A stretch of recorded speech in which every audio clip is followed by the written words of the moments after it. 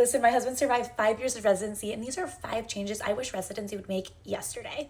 First and foremost, I'm a PA and I was getting paid more than my husband and doing a very similar job with way less hours and way more flexibility. So pay residents more. Resident salaries have increased over time, but not nearly enough to keep up with the rate of inflation and housing costs. And I know someone's gonna say, oh, they'll make physician money one day. That's not the point. During training, they are highly educated physicians taking care of patients while often living paycheck to paycheck and often have like $350,000 of student loans. In my opinion, future earning potential shouldn't justify underpaying them today. For a comparison, PGY1 is on average getting $65,000 a year. A PA doing a very similar role is gonna get $110,000 a year. So maybe we would just make it a little bit more equal. Number 2, and a lot of people don't know about this, is bridging the healthcare coverage gap. There's a 2-month gap between medical school and residency, and then a 1-month gap between residency and fellowship, and usually a gap in healthcare from fellowship to attending life. Residents are expected to move across the country. A lot of them have spouses or young families that they're supporting, and COBRA can cost thousands of dollars, like money that just isn't dispensable either in med school or residency or even fellowship. And in my opinion, residents are already underpaid and overworked, that programs and institutions should be covering that gap in healthcare. Okay, this third one is free relationship counseling for individuals, couples, families,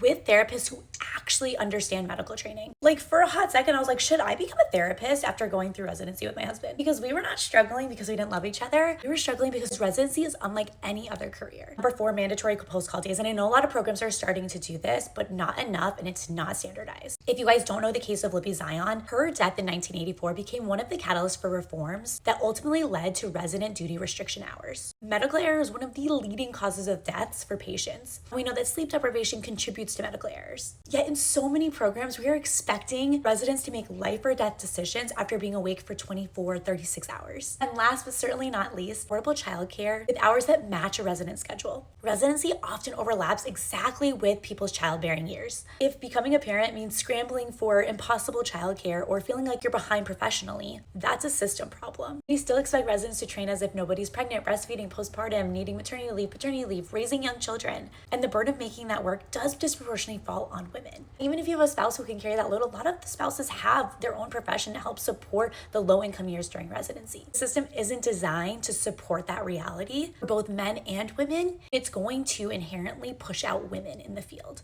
So anyways, that's my hot take for today. Let me know if you agree or disagree or what you wish they would change in residency as well.